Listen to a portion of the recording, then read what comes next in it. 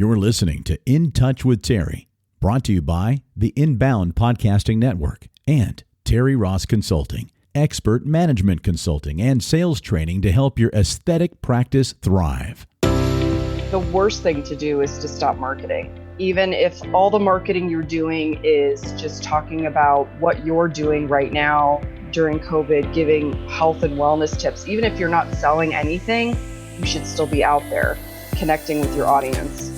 So even if you're not comfortable selling or promoting anything, keep putting yourself in front of your audience. That's where they are. Everyone's stuck at home and they're on their phones and social media all day long now. So you want to be there. You want to be in front of them. The owner of that voice is about to drop some very valuable information on you, tribe. Welcome to Season 2, Episode 13 of In Touch with Terri. This is a podcast that is designed for healthcare professionals looking to develop systems and processes to attract more clients, convert more patients into paying procedures, and to generate more revenue. I'm Tim Cicciarelli with Inbound Digital Media and the content marketing specialist for Terri Ross Consulting. The voice that you heard at the top of the episode belongs to Jennifer Kilkenny. She is the owner of Total Social Solutions, a boutique digital marketing agency which offers customized social media marketing solutions for medical and aesthetics practices. Now, Jennifer is a longtime collaborator with Terri Ross, both from Terri's days as managing partner with Lasky Aesthetics in Beverly Hills, and of course, as an esteemed fellow member of the team here at Terri Ross Consulting. At the time that this episode was recorded and released, aesthetic practice owners are struggling with knowing if and how to market their practices and services during the COVID-19 pandemic and shutdowns. Well, in this episode, Jennifer will provide you with actionable tips on digital marketing in the COVID-19 era, as well as providing us all with hope for the future. Hey tribe, this is Terri with Terri Ross Consulting. Thank you so much for tuning in with me again today. We are still in the midst of this COVID-19 era. So again, I hope first and foremost that I hope you guys are healthy and safe and just doing the best that you can through this. And again, I want to always be so humble to thank you for tuning in and listening to me and reaching out and providing feedback. So today, I am really excited to have somebody that I have known personally throughout the industry. I have worked with her for 7 years. She works with many of my clients and self-serving. She works on my personal stuff. So I have a huge affinity to her, Jennifer Kilkenny. She is the owner of Total Social Solutions, which is a boutique digital marketing agency that offers very customized marketing solutions in the medical aesthetics field specifically. So I want you to remember that because I know I get tons of calls. Where do I go and who do I hire? And so, while she is a part of my team, I have vetted her. When I had my med spa at Lasky, she did all of the work, which I got to see first and foremost how she was her and her company instrumental at helping me scale that business within 4 years. So she's an asset. She will be an asset to you. She's an asset to me. She's an asset to the industry. A little bit about her background is she frequently contributes to the American Society of the Dermatological Surgeries member, which is a magazine. She writes for Currents. She works with a lot of cosmetic derms and plastic surgery groups giving advice on marketing. She speaks at their meetings, helps with online reputation. And then most recently, she was beside me at American Medical Spa in Vegas at the Medical Spa show before all this horrible pandemic went down. So that being said, today we are going to focus on something that I know is very critical to all of us with a lot of controversy around it. I had her contribute to a blog which was called Digital Marketing in the COVID-19 Era. It's on my website. Please, please, please feel free to download it after this segment. But there is a lot of controversy about marketing. And the questions I've been getting asked is, do I market? How do I market? What kind of discounts should I offer? You see people that are getting bashed for marketing their services, that it looks uncouth, and they're not being very empathetic to people's situations. So there's many ways to skin the cat. And I really wanted to take this time and have an expert in the field address a little bit about her article. And then I want her to talk about what she's seeing from a digital marketing perspective. So Jen, welcome. Thank you so much. Thanks for having me, Terri. We've been talking about doing this since you launched your podcast, and I'm glad that we're able to do that with this very specific situation. Me too. Me too. I think you have a lot to contribute. So Jen, why don't you talk a little bit about the article you wrote? Because it was written beautifully. And I'd like for the people who have not read it, and again, please go back. You're only going to retain so much of what Jen says, but tell us a little bit specifically about this article and why you wanted to write it and what the key takeaways were. Well, I think a lot of what I do goes back to what I'm hearing from my own clients, the questions they have, the concerns they have. And one of the big questions I was having from a lot of my clients is it okay to market? How do I go about doing it? I do need to make money right now. So how do I do that while also being respectful of this moment? And to be honest, that answer changes week to week, depending on what's going on with COVID. So, even some of the advice in this article is probably going to change in the next week or 2 weeks. But that's why I wanted to write the article, was one, to show people that, yes, people are still interested in your services. Yes, they're still shopping for your services, and that it is okay to market as long as you do it in a respectful way that acknowledges the moment that we're in, while also just letting people know that you're still there for them. You can't physically be there for them. As we know, let's think about Amazon and direct to consumer. I mean, we're really living in an e-commerce environment, right? I mean, we are. Right. That's not going away. What we're having to embrace is almost the people that have been doing and having businesses around digital media and advertising, and businesses that have been doing so well. We're now having to kind of reshift our efforts. And so downtime equals the internet equals opportunity. And Jen just said it. People are still in demand, still shopping. Doesn't mean they necessarily have the money. We don't know when they're going to do it. So Jen, elaborate a little bit more, because you outline really some high levels. You put 80% giving, 20% asking. You write about the giving zone. You write about the asking zone. Tell us a little bit about these topics. Well, when I generally give advice about social media marketing specifically, the 80-20 rule is going with 80% social and 20% promotional. And, that ratio kind of is a little fluid. And in this case, the 80% social needs to turn into an 80% giving. And what that means is just being supportive, acknowledging the moment, as in the article I wrote about, supporting frontline workers specifically.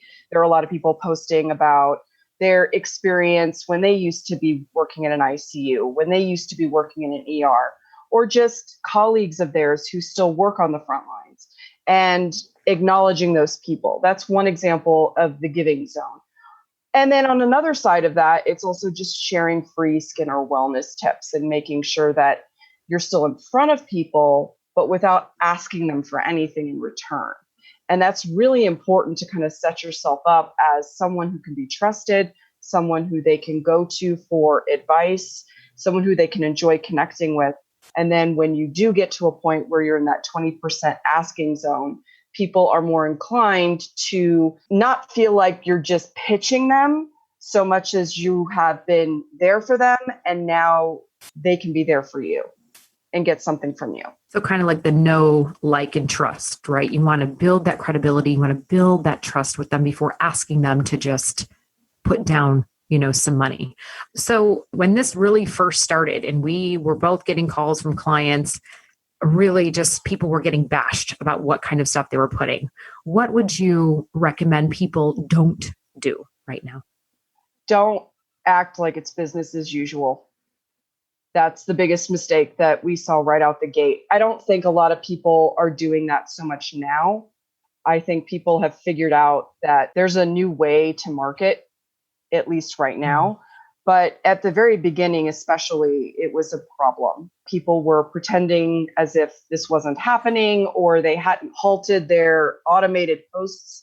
Something was going on, and we had a lot of St. Patrick's Day, do you feel lucky kind of thing, which just really tone deaf during a pandemic, It's that kind of stuff. Don't pretend it's business as usual is the bottom line, really. Great advice. So you and I were also having this conversation about Facebook advertising. And I'm going to parlay a minute. I did a webinar this morning with BTL alongside of some really key opinion leaders, physicians, and thought leaders in the industry. There was about 4 or 5 of us. And I gave a talk on financials. The foundations of your financials, how to read them, why they matter. because unfortunately, it takes a moment like this for us to actually start to work on our business, not just in it, in a crash course of like, holy crap, what am I going to do? And how am I going to keep the doors open? How am I going to pay my people? And how am I going to support my family? And so when we talk about marketing, because that's one area I always see inflated, the marketing spend. But this isn't necessarily a time to stop marketing, would you say, per se? It's just being smart and with some level of empathy in how you do it, right? What are your thoughts about how practices should still be allocating their funds? The worst thing to do is to stop marketing. Even if all the marketing you're doing is just talking about what you're doing right now during COVID, giving health and wellness tips, even if you're not selling anything, you should still be out there connecting with your audience. So even if you're not comfortable selling or promoting anything, keep being out there, keep putting yourself in front of your audience. That's where they are. Everyone's stuck at home and they're on their phones and social media all day long now. So you want to be there. You want to be in front of them. And with regard to what you mentioned about Facebook ads, cost per click has never been cheaper. I'm seeing clicks coming through at 10 cents a click. It's insane on Facebook and Instagram. So if you have the budget and you're thinking, okay, this is my opportunity to get in front of more people, you may want to consider running ads for the first time and just seeing how that works for you. They don't have to be lead generation ads either. It can just be getting in front of people, connecting with people, getting more engagement on your Facebook, your Instagram, and growing your audience so that on the other side of this, you have a bigger pool of people that you can market to who are hungry for your content. When we work with clients, and it's really, you and I've done this for many years together, that it's the same problems that we see most practices face, whether you're in that 10 million range or you're a brand new startup or you're, a couple million, it doesn't matter. Everybody asks me the same couple of questions. And I use the words reach and frequency a lot because I think it's so valuable to engage. As you said, right now, we're sitting at home, we're alone. We want that human element. We cannot touch, we cannot hug, we can't smell, we can't use our five senses. It sucks. That level of engagement via information, educational information to put out. And so again, the question I get asked is, well, how important is social media? And then how important is what kind of information I put out? And I always draw it to really what you just said, that you want to build an audience, you want to build that trust, you want to put out this information that is super valuable to them, not just always selling to them. But to your point, guys, what Jen said was that for some states, and I think Texas, even on this webinar, people are going to start opening up, right? We're going to be doing business differently, but we're going to start opening up. So to Jen's point, don't pull back if you have some level of budget. So I want to ask you, Jen, that 10 cents, is that what you're seeing across the board in the aesthetic industry, even for procedures, whether you're trying to do a lead gen, right? What's the range of that amount? I'm seeing consistently less than 75 cents a click, whereas clicks are usually in the dollar or more range. And I mean, it depends on what call to action you're working with, but most of what we're running right now are clicks because we're promoting things like telehealth services for some of our clients, letting people know we're here for you. We're doing telehealth consultations, for example. Others are selling products, but that's still a click because we're sending them to e-commerce. So that's the main call to action that we're using right now is clicks. The average range of these clicks is about 50 to 70 cents a click. I mean, that is astounding. I mean, it's right? Low. That is just, it's so low. And so you guys, the other takeaway I'd like to provide to you from my perspective as it related to the webinar I gave this morning on the financials is that especially now, right? So we had a whole host of clients before, several are on just these long-term retainers with us, but here's what's happening now. They come to us and they're like, shit, Terri, I'm not making money or I'm not very profitable. So as it relates to Jen's point with what we want to try to accomplish, what I want you to do, and for those on the BTL webinar, if you're interested, call me, DM me, I'll send you the deck. But having a pretty P&L, having a profit and loss statement set up, organized so that you can quickly reference your revenue, your cost of goods associated, and here's where I'm going with this, and then the percentage of that cost of goods related to your bottom line. Because here's what's going to matter. If you go back to your practice and you're doing laser hair removal all day, or you're doing procedures that are not generating the right amount of money per hour, you can't operate that way anymore, right? You cannot have a sustainable, profitable business. So what I want you to do with that is I want you to be able to look at your P&L clean and clear, which should provide you informed information to make a decision. Number one. Number two, I want you to take a look at the procedures that you have, and perhaps you may need to eliminate the things that don't make you any money. And then to Jen's point, reallocate some of those funds to Facebook ads, or to right where you're going to have a lead gen at a very low amount of money. But when you go back, or even now while you're doing telehealth, you want your books to be filled. What a great strategy, right? Would you say, Right. Jen? What a good strategy right now to get now people on the books. Yeah, absolutely. And even if you are not marketing right now, say you don't feel comfortable marketing right now for whatever reason, you could still be creating content to be released later once you're able to open your doors again. So to your point about preparing for the future, taking the time now to look at the parts of your business which you have not been able to fully examine because you've been too busy seeing patients. Mm-hmm. The same is true with marketing. There's a lot of content to be created right now, which can be evergreen and used later. So there's a lot that business owners can be doing right now to make sure that they're stronger once all of this ends and we're all back to work again. I have two other things I'd like to talk to you about so that you can share with the tribe. One is, how important is social media? And what I mean by that is, certainly there are many people that can't allocate funds everywhere. Right. So the people that have heard me speak, they know that my wholeheartedness is always in the website, and it's in content out and your brand awareness around social media, which is important. But there are many practices that do it themselves, which I don't particularly like. Right. But then there's many ways to skin the cat. So I guess, again, two questions. How important is it to have a social media presence? And then two, for the practices that are doing it themselves, what advice do you have for them so that they can ensure they're putting out content that actually matters and not hurting themselves? Well, social media is crucial. There's no way around it. Avoiding it just is not a good idea. Your competitors are there and your audience is there. So if you're not there, it won't be long before you just don't exist anymore in the eyes of the up and coming generations. I mean, I get questions from people all the time like, oh, I don't really like social media. Do I really have to do it? Yes, you do. There are a lot of things in our businesses that we don't like doing or we don't want to do, and we have to do them, right? Yeah, I'm not a fan for of sure. counting, right? Yeah, exactly. And if you're not comfortable with, there's so many different ways to do social media marketing that communicates who you are, what your values are, and what your brand stands for without being like everyone else. So the biggest hesitation that I get from a lot of people when they do say that they don't want to do social media marketing is, I don't want to be cheesy. I'm not like this celebrity surgeon who is on reality TV. That's not me. That's not my jam. And it doesn't have to be. That's not how you have to run your social media. In fact, one of the number one rules about social media is authenticity. So you have to bring your authentic self to social media. And that would be my biggest tip when it comes to, if you're running social media marketing in-house, is that level of authenticity. The more real you are, the more people are going to connect with you and trust you.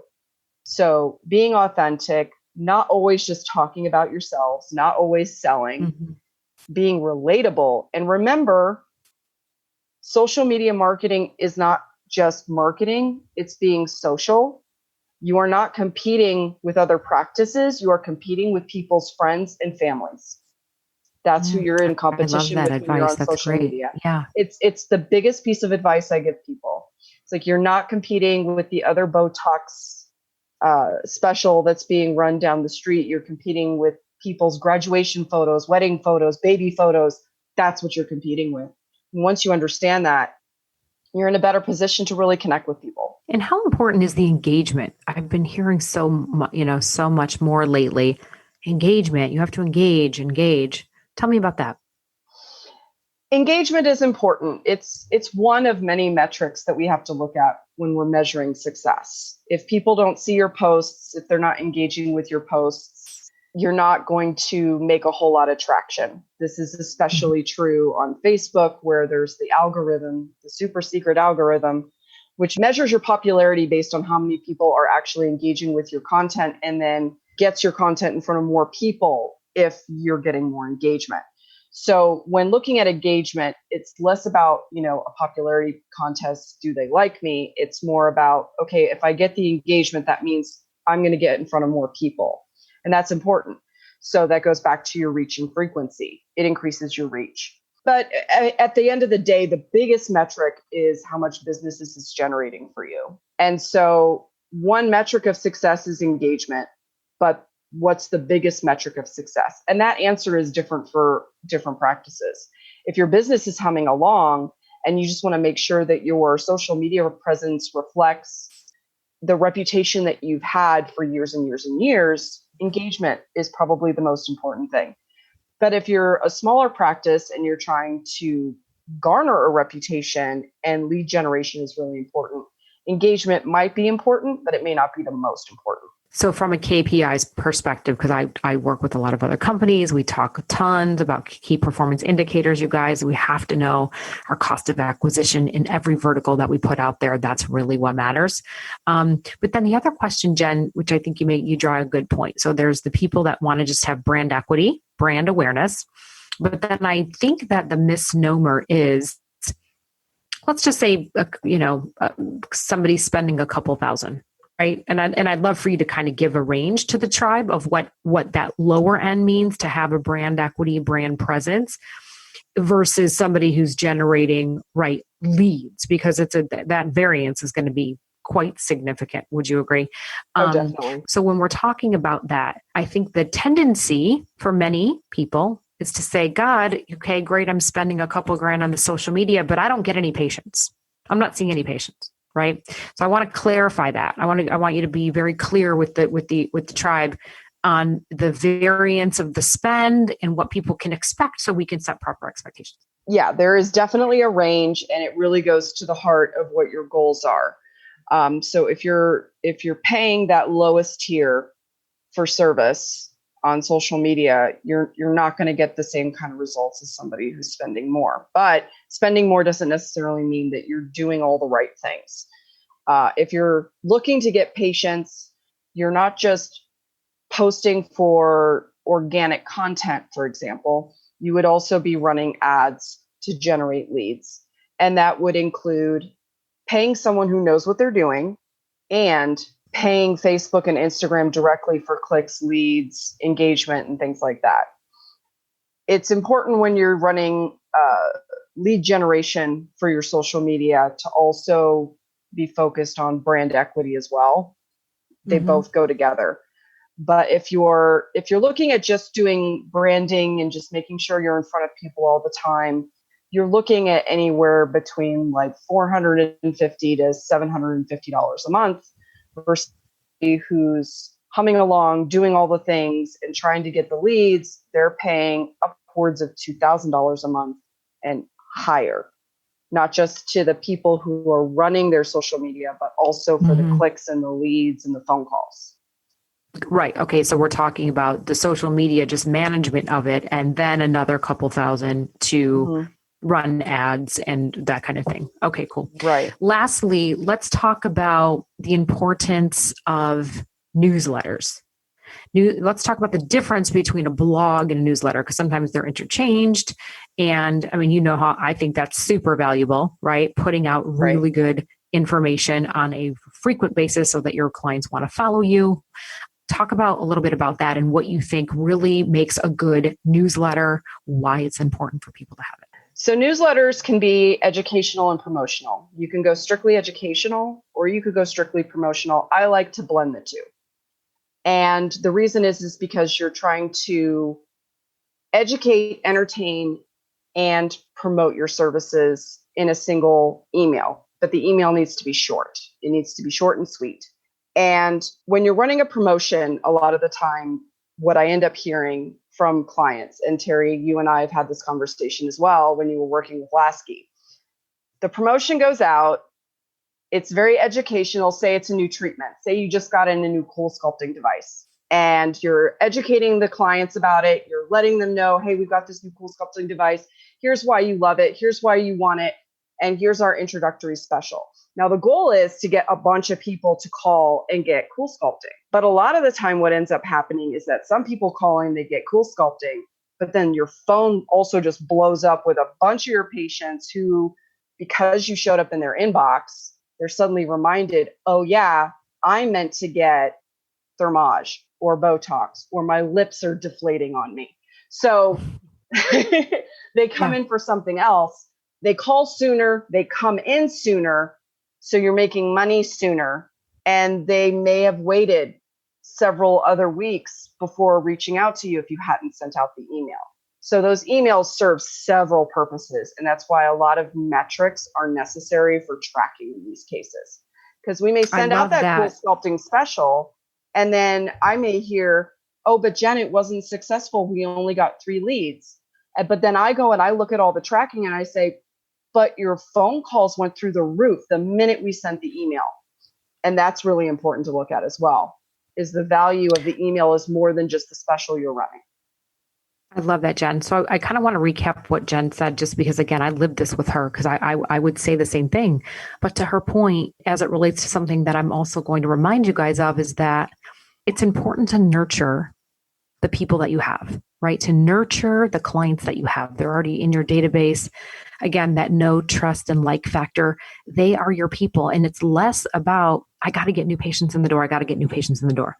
So to Jen's point, this newsletter serves multiple purposes, right? And so now if it's creating or reminding me to come back in for something else, that's the goal, right? Now you're nurturing me, but now you're also squeezing more out of me. Again, those of you that have heard me talk, I talk a lot about a treatment plan. We can't talk to patients about a symptomatic approach. And I use the analogy like when I go get my hair done. I mean, granted, I don't want to be a brunette, but he doesn't really ever ask me, do I want to, is there anything else I'm interested in, right? I don't know, maybe I want my hair pink, who knows? Or I want to cut it short. I don't want to do any of those things, by the way.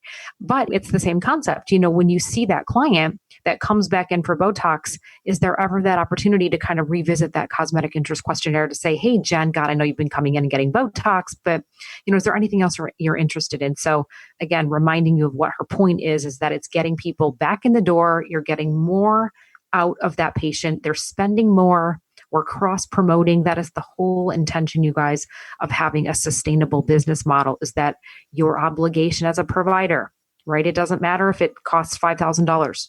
Your obligation is to educate the client on what is possible, what and how they're going to get the best outcome. Jen, I want to ask one last thing. Where do you think the market's going to go? Again, for those of you that know me, I am not a fan of discounting, of specials. I believe that this business is all about value. In no other medical field do we ask for a discount. Okay? You guys are smart. You have credentials. You went to medical school. You have overhead. You have payroll. You have cost of goods. You have a lot of stuff to pay for, and you are valued. But only you can believe that, right? Only you can have that confidence and that level of conviction in addition to your staff. So there were a lot of people that run specials all the time. And then your clients get very used to that, and they will not do it right until you run the special. So Jen, how do you think that's going to shift now that we're coming out of this and everybody's going to be very cost conscious, about their money? It depends a lot on the kind of practice you have and where you are in the country and how hard hit the local economy's been. Conversations with your patients during this time can give you a lot of insight into how they're doing. I know some of my clients are running specials right now as a buy now, redeem later, and their patients are ready and willing to and able to pay right now for a small discount. And so that's keeping the practice afloat while also giving the clients a discount But the fact that they're still able to shell out that kind of money makes me hopeful for when we reopen doors and they're ready to come in and they're actually more desperate at that point to look better and feel better. No, for sure. Friends of mine even who are frugal by nature, they're already planning big, expensive spa retreats because we're all sitting around going, life is short. Sign me up for that. I want to go. Yeah, life is short. Why not enjoy it? And that's a lot of what's going around right now. I think that the people who already get these services are still equipped to get these services. From a digital marketing perspective, my social media and analytics teams have been watching carefully Google Trends. We're not just guessing at this. What we're seeing is that there's only been about a 10 to 20% drop in searches related to aesthetic treatments, specifically surgeries. People are researching surgeries more and more right now on Google. So they're putting it in the Google search. They're saying, I want to get a breast reduction. I want to get a breast augmentation. They have the time and they still have the budget. It's a very clear indication that people still have the money and they're ready to have these procedures as soon as possible. Okay, those are fascinating results. But, listen, you guys, that's good for everyone to know. Because again, I know we're all in that scarcity mode, and as we should be. But knowing that these statistics are pretty promising, right? That, it might take a little while for us to come back and do things differently. But I think these are really promising numbers. Jen, I just want to thank you. This was really, really an outstanding interview. I think you provided some really fantastic information, some clarity. Tribe, please go to terrirossconsulting.com and click on my blog tab. Please download the digital marketing in the COVID-19 era. Jen provides some really, really great stuff. And if you want to find Jen, you can find her at totalsocialsolutions.com. Jen, anything you want to end us with and leave us with before we kind of wrap up? Yeah, if anyone's interested in learning how to run their own Facebook and Instagram ads right now, because the cost per click is so incredibly low, please reach out to me. My team is available to either run these ads for you, or we can also just do like a very short-term consulting session with you where we can teach you how to run these ads on your own if that's what you prefer to do. So Tribe, as always, we are here to provide you valuable information, good content with experts in the field. It's our way of giving back. Like I always say, I love you as much as you love me. I learn from you guys always. So please don't hesitate. The comments coming and the subscriptions and the comments. Thank you, Jen. You've been instrumental to me. I think this was an amazing interview. I hope you guys all found and will take away really some key points and some topics. And Tim Cicciarelli, again, love you always. You put out, you do a great show. And, again, I'm trying to give Tim a little shout out too. I've worked with both of them for honest to God 7 years, and I don't bullshit, and I only pick the best. So you guys really, I'm so grateful to have them on my team. And if you guys are interested in whether it's a podcast, because right now we want to put out information, we want to put out videos, we want to put out educational information, contact me and I will get you in touch with them. But as always, love you, stay safe, and I will see you on the next episode. Ciao. Thank you, Terri. And thank you, Jennifer Kilkenny of Total Social Solutions, a boutique digital marketing agency which offers customized social media marketing solutions for medical and aesthetic practices. We, of course, will have all of Total Social Solutions' contact and social links in the episode notes. The episode notes for every single episode are loaded with resourceful links to help your practice thrive and not just survive. Especially now amidst the COVID-19 era, we are all hoping and waiting for the all clear to open our doors and get back to serving our clients. But in the meantime, we should use this downtime to work on our business and not just in our business. And we have the perfect solution for you. It's Terri Ross's online video course. It's titled Practice Foundational Elements, Your Roadmap to a 7-Figure Medical Practice. This video course offers 5 modules and a bunch of bonus features. This will help you build a rock-solid foundation for your business, and it's based off of the information that Terri acquired with 20-plus years of sales experience and her proven methods of scaling a Beverly Hills medical spa, yielding growth of $600,000 in just 1 year. Now, as you learned earlier in this episode, Jennifer Kilkenny of Total Social Solutions acted as a part of Terri's team at that Beverly Hills Med Spa, as was my company, Inbound Films. We produced all of the marketing videos for Terri at Lasky Aesthetics, and we would love an opportunity to help you achieve the same success Terri enjoyed with video marketing. I offer free video conferencing consultations via Zoom to Terri's tribe. If we go through the video conference and we find that we're a fit, we can use this downtime to begin our strategic pre-production process so that we can be ready to film as soon as it is responsible to do so. We film all over the country, and our video products are probably more affordable than you might think. So check out the links in the episode notes to find all the ways to contact me. I would love an opportunity to chat with you. Finally, please don't forget to subscribe to In Touch with Terri in whichever podcast platform you're enjoying the show from. That way you won't miss a single episode. For Terri Ross of Terri Ross Consulting, I'm Tim Cicciarelli with Inbound Films and the Inbound Podcasting Network.